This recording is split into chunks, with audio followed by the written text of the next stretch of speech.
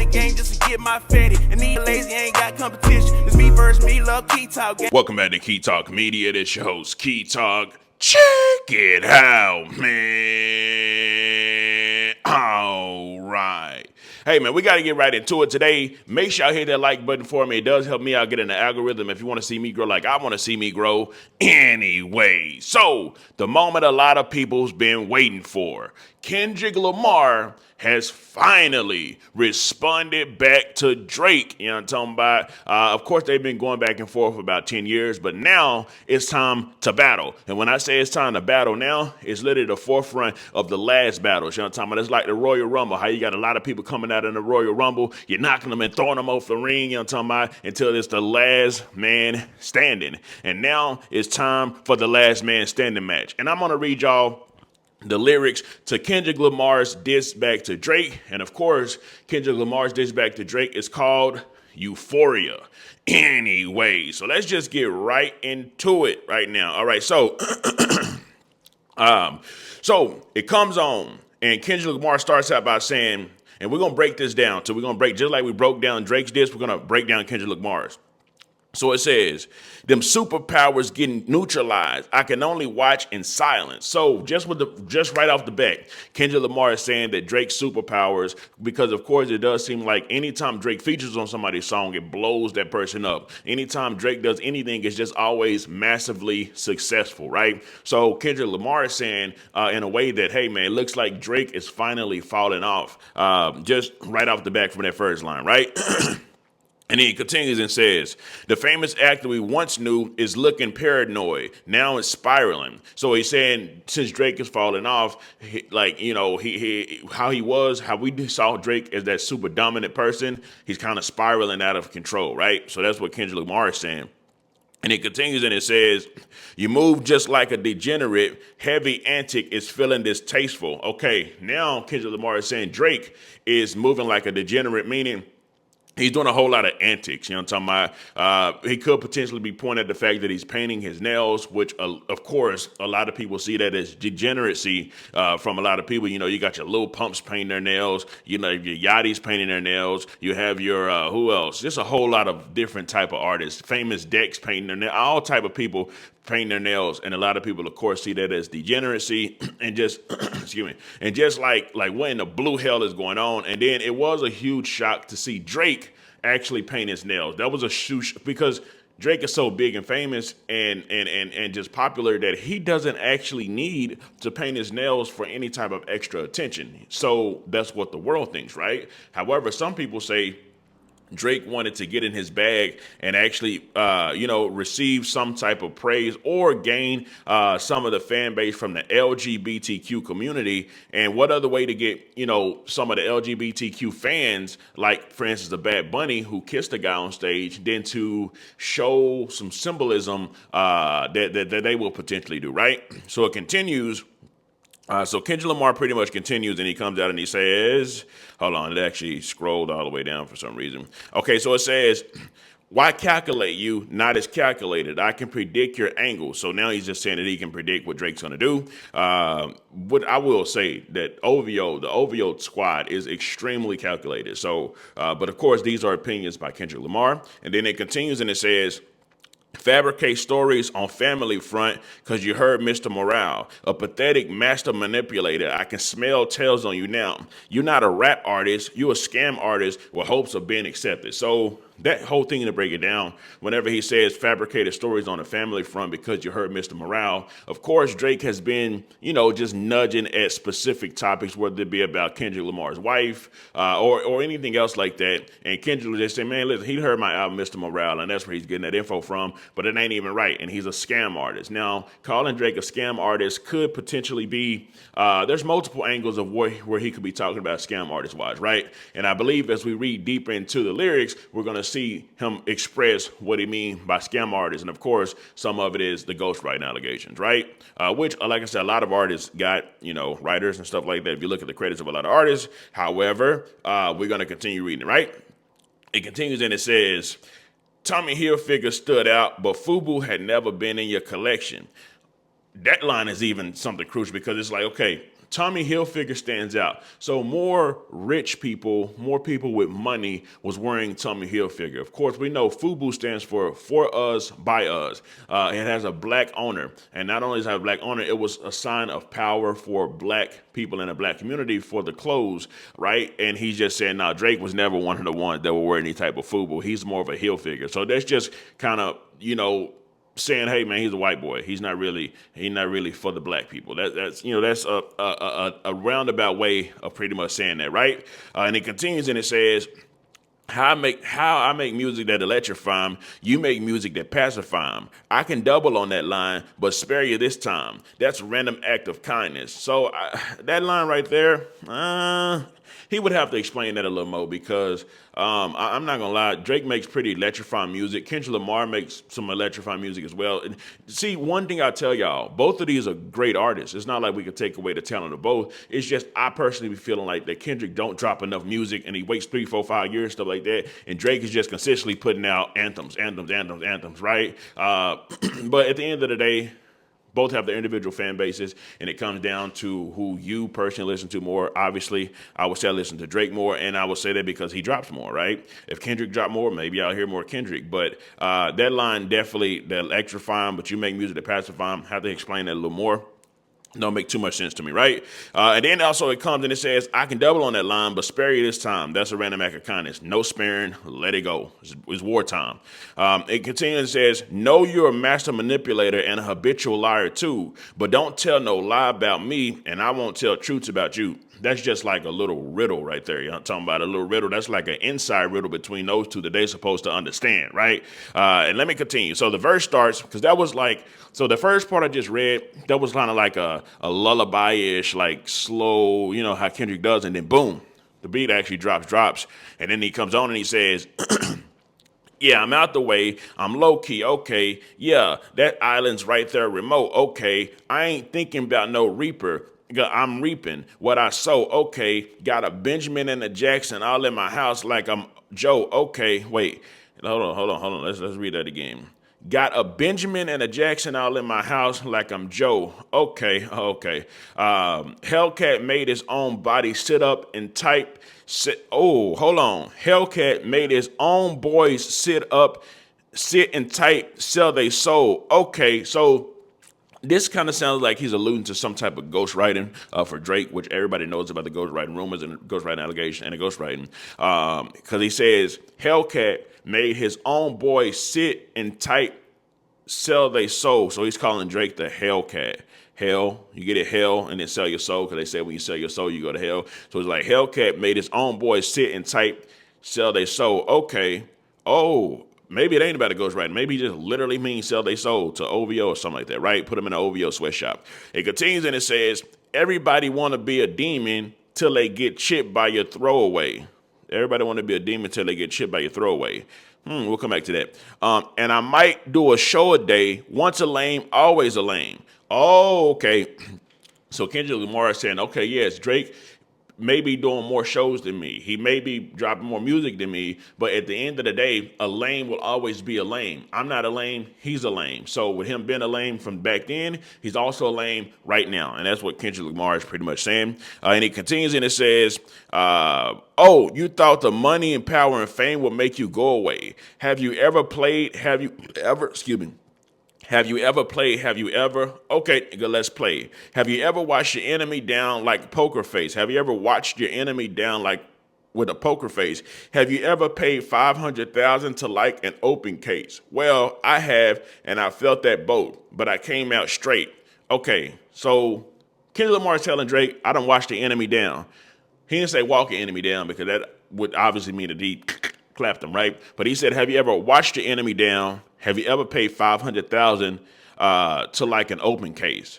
And he pretty much says he has. I'm pretty sure Drake actually have paid for some cases. I think like Baca was in trouble. Y'all know Baca, live up to my name. So Baca and some other Toronto. I mean, it actually does be some wild stuff happening inside of Toronto. Little do we know in America because we're conceited and we don't really pay attention to nobody else other than America. But let's continue, right? It said, I have felt that, but Okay. I hate when I rap. I talk about guns, then somebody die. They turn into nuns, then hop online. Like pray for my city. He faking for likes and digital hugs. His daddy a killer. He wanna be Junior. They must have forgot they done. His daddy a killer. I ain't know Drake daddy was a killer. But hold on. We got to look into that. So he says his daddy a killer. He wanna be Junior. They must have forgot they done. He could be calling anybody his daddy, though. He could be talking about his actual daddy, and we know Drake's actual daddy is from Memphis. We do know that it goes down in Memphis, right? So I don't know where he would have got the information that Drake's dad was a killer, because that information has never been released to anybody at all, and nobody thought about that. Now, he could be saying potentially like the label owner is Drake's dad, kind of like Rick Ross, like Kanye West came out and said that Drake's dad is the label owner, Lucian, or something like that. But as far as saying that his dad's a killer and want to be a junior, he would have to explain that line a little more as well. Yeah, some of these lines definitely got to, have some explanations to it, right? And he continues and it says, the mention must run in his family, but let it get shaky. I park your son. The very first time I shot me a Drake, the homie had to tell me, aim it this way. I didn't point down enough. Today, I show you I learned from those mistakes. Oh, so he just pretty much said, hey, I'm about to bring war to you with this song. And it's up and it's stuck. You know what I'm talking about? He obviously saying, hey, his partner told him how to end a Drake. You know what I'm talking about? But he was holding the Drake the wrong way. He didn't point it down enough. So like I said, so just imagine that Kendrick Lamar is looking down at Drake with the Drake. You get what I'm saying? He's looking down at Drake with the Drake, but his homie come up and be like, hey man, aim it this way. Put it at his head. You know what I'm talking about? Put it at his noggin. You know what I'm talking about? You got it at his stomach right now. Put it at his heart. Put it at his eyes. You know what I'm talking about? Put it in the middle of his head so you can actually end him. And Kendrick Lamar's like, okay, he learned from those mistakes, and now he's ready to end Drake. He continues and it says, somebody had told me that you got a ring on God. I'm ready to double the wage. Somebody had told that me you got, whoever wrote Genius, I love Genius, they do a great job, but they kind of like mixed the words up this time. Somebody had told me that you got a ring on God. I'm ready to double the wage. I'd rather do that than let a Canadian nigga make Pac turn in his grave. Okay, here's what it's saying, right? Drake actually did end up buying like a Tupac chain and also a Tupac ring. Obviously, everybody knows that a lot of people say that Kendrick Lamar is supposed to be like the second coming of Pac. That was a lot of people were saying that back in the day, right? Now, Kendrick is like, what in the blue hell? This Canadian rapper Drake done bought Tupac's ring, and that's why he's saying, I'd rather double the wage and buy that ring than to let a Canadian, talking about make Tupac turn in his grave. And he continues and it says, cutthroat business. You got twisted. What is it? The braids. I hurt your feelings. You don't want to work with me no more. Okay, yeah, still he got left. And I see two of them kissing and hugging on stage. Who in the blue hell he's talking about kissing and hugging on stage? Oh, maybe he's talking about a symbolism of Drake and J. Cole, because Drake was giving a speech to J. Cole almost every song that they did. Hey, you're one of the greatest. You're not number one. I'm number one, but you're one of the greatest. And we know the story of J. Cole. J. Cole get in a battle and then just leave out the battle, drop out, right? And that's probably why he say, you don't want to work no more. Okay, you still he got left. And I see two of them kissing and hugging on stage. So Drake, even with all the love that Drake was giving J. Cole still kind of like just left out the battle, right? He continues and says, I love him to death. And that ain't bars. I'll explain that phrase, huh? So Kendrick keeps saying stuff and then saying that he'll come back and explain what he's saying. So we going to have to need some more explanation for some of the stuff that he's saying, because he's literally telling us, hey, I'm saying this, you're not going to understand it, but I'm going to come back to it for you to understand. And he continues and he says, it's nothing nobody can tell me, huh? I don't want to talk to no celly, huh? You know I got language barriers, huh? There is no accent you can sell me. Yeah, Cole and Aubrey know I'm selfish. The crown is heavy, huh? I pray they my real friends. If not, I'm YNW Melly. So that's just him in a way of saying, forget about Drake, because he said, Cole and Aubrey know I'm selfish. So forget about Drake, forget about J. Cole, forget about the big three. I'm the one. That's pretty much what he's saying right there, right? He says, I don't like popping for real. I inherit the beef. Oh, he said, I don't like you popping with Pharrell. I inherit the beef. Obviously, Drake did some trolling at Pharrell at a particular time. And Kendrick Lamar is saying, forget about going at Pharrell. I'm going to inherit the beef that you had with Pharrell. Even though it was no just like that everybody it was something that was blatant that everybody knew. But I do believe, like they said, Drake went and bought some collection that for real, something like that, right? Some ice cream collection or something. And that was just some stuff that was in the past that, some older stuff. You may heard about it, you may not have heard about it, but Kendrick Lamar is pretty much saying, hey man, forget about all that beefing with Pharrell. I'm the one. Come at me with anything that you got, right? And then, of course, Kendrick Lamar continues and he says, you better out spinning again on him. Oh, he said, yeah, F all that pushing P. Let me see you push a T. So now he's bringing up the fact that Drake went against Pusha T. Of course, a lot of people say that Drake lost against Pusha T. I personally believe that Duppy was a better song than the story of Adidon or Adonis or whatever it was, right?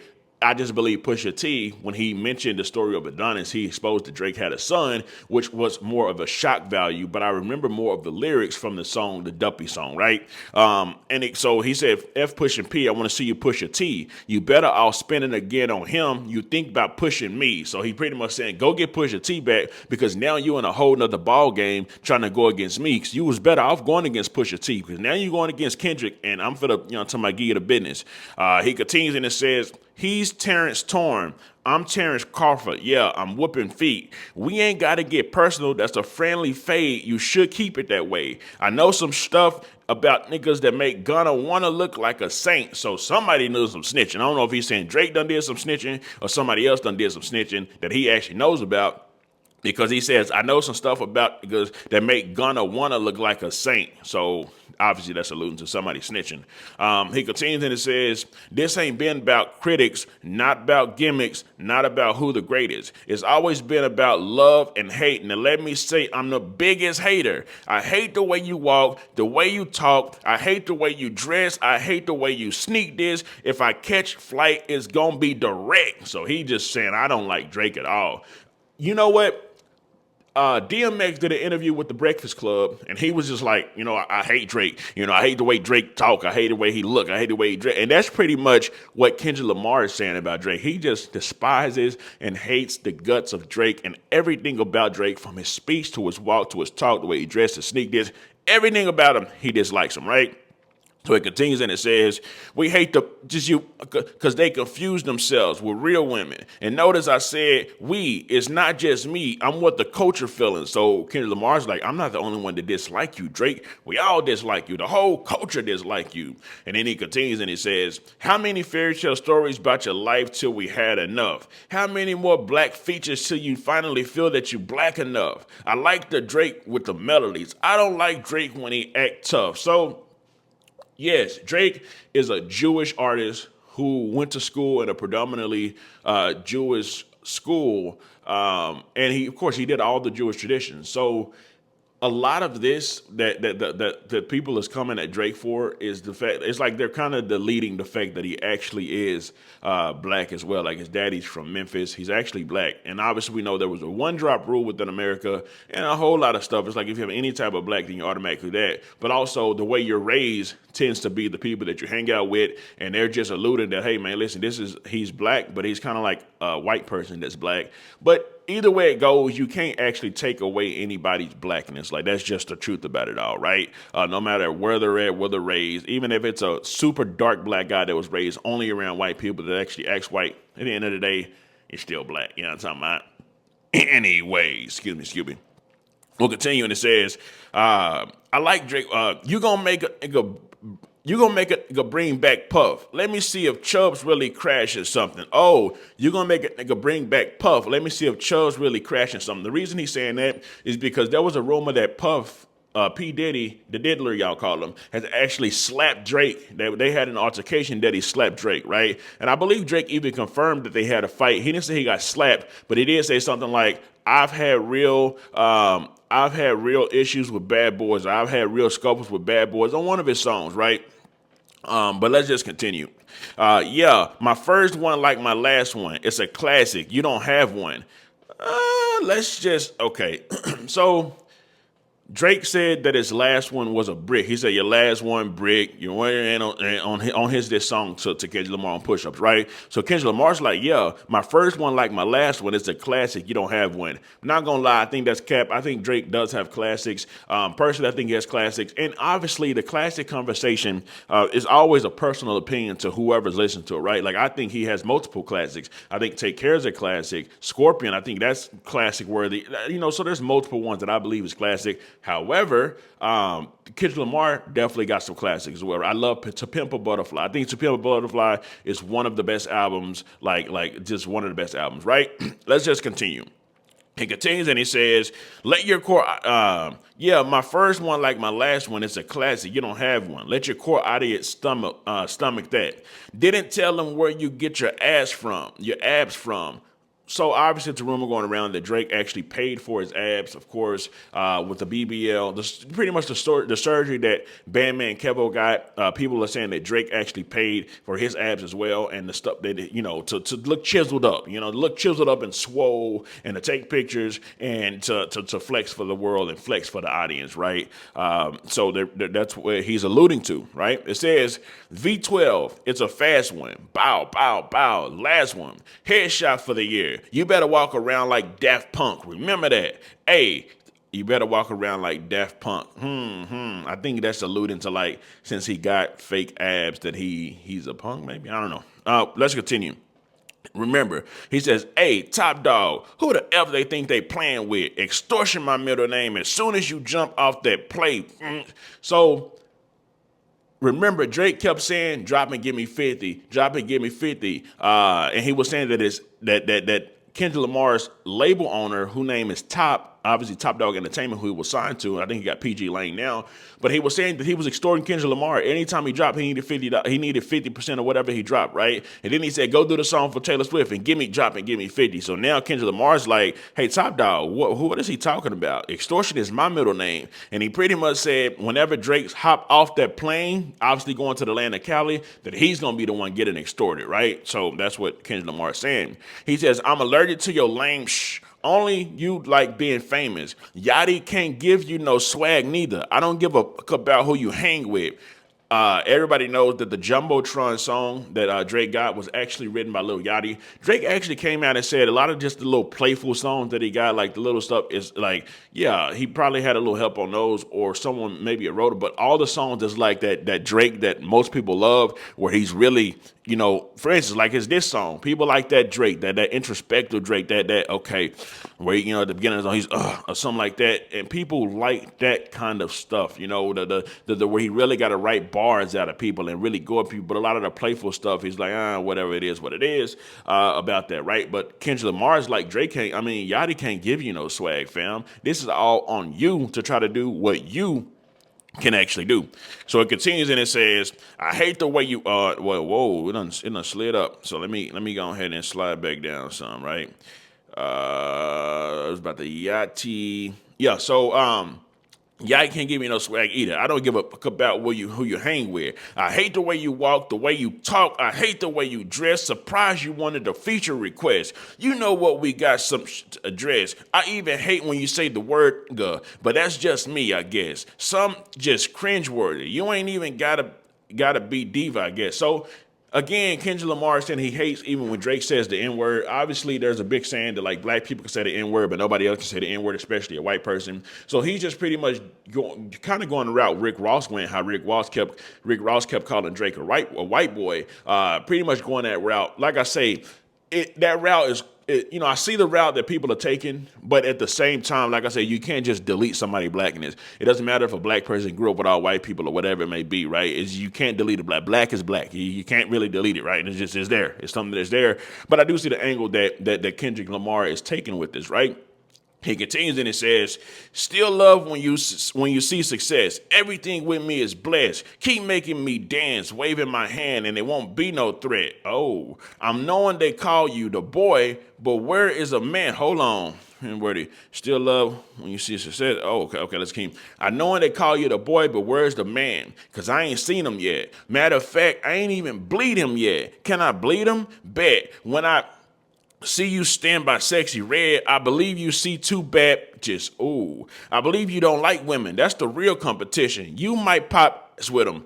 So of course everybody knows that Drake's been posting sexy red a lot, being next sexy red a lot, having her sing that Rich Baby Daddy song with him a lot. And Kendrick Lamar is like, hey, I don't even think this guy Drake likes men. I mean likes women. He potentially like men. I think when he stands next to sexy red, he sees two bad women, including himself being one of the women. And of course, with the painted nails, that doesn't help defend against what Kendrick Lamar is actually saying, right? That, there's a lot of rumors that a lot of artists in the music industry is actually bisexual. I mean, that's just something that's not hidden. That's just something that, that a lot of people actually say about a lot of the artists within the music world, right?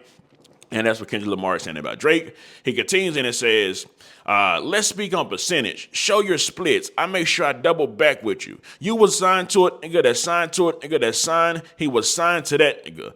Try to cease and desist on a Like That record. So Drake actually sent a cease and desist to get that Like That record taken down, which of course is the song that kind of rejuvenated the beef with those two, even though they've been sending shots all the time, even anytime they drop an album or a song. But that, of course, sparked to the actual battle now, right? So he sent a cease and desist to get that record down. And speaking of him sending that cease and desist to get Drake sending a cease and desist to get the Like That record down, Tupac's camp actually sent a cease and desist for Drake to take down the where he came out with the second diss song at Kendrick Lamar, where he did an AI Tupac and an AI Snoop, and then of course followed by his verse at the end to get that whole thing taken down, which Drake complied on his Instagram and took it down. But it's still all over the YouTube. We can always listen to it anytime we want. Anyway, so let's continue. He says, try and cease and desist Like That record. Oh, what? You ain't like that record. Back to back, I like that record. I'm going to get back to that for the record. So something about Drake's back to back song where he pretty much dissed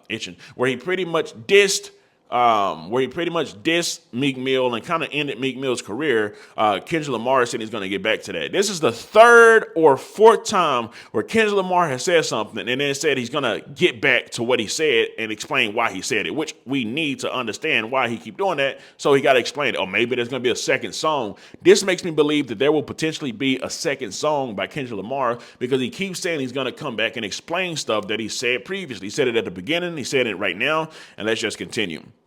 He says, why would I call around trying to get dirt on niggas? Y'all think all my life is rap?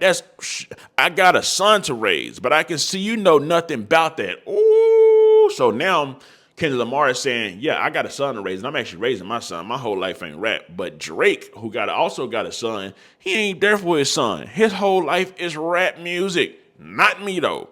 Which nobody knows if that's true or false. Like, I mean, I don't know. I don't know how he would know that. Maybe he got some inside details or something. Who knows? But let's continue the song, right? He says, walking them up, know nothing about that. Oh, waking them up, know nothing about that. He's talking about Drake's son, Drake and his son. Waking them up, know nothing about that. And tell them to pray, know nothing about that. That's pretty much just saying that Drake's demonic. He not really like a spiritual or godly kind of person. Because he's telling them, waking them up, know nothing about that. And telling them to pray, know nothing about that. Obviously, they say you're supposed to pray before you go to sleep.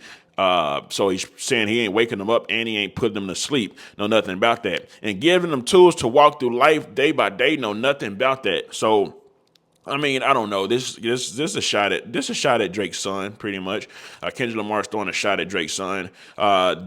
We haven't seen any news coming to media about from Drake's baby mother saying that he's a bad father, like we see with a lot of other people, or child support, nothing like that at all. So I don't know how true this part is, but hey, it's rap battle. Let's get to it.